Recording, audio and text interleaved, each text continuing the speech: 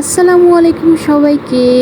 অনেক দিন পর চলে আসলাম একটি ভিডিও শেয়ার করার জন্য। সেদিন আমরা চলে গিয়েছিলাম হলো পিৎজা হাটে। আর পিৎজা হাটে গিয়ে আমরা খুবই মজা করেছি।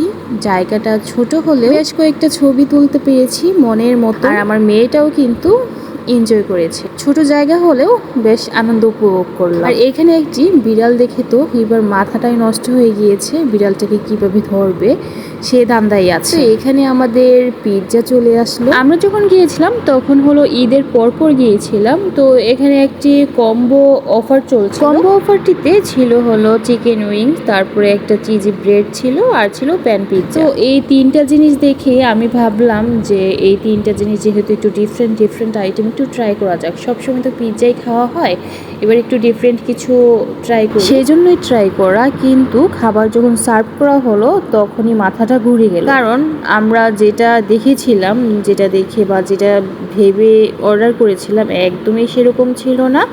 যে চিজি ব্রেডটা ছিল খেতে খুবই বাজে লাগছিল।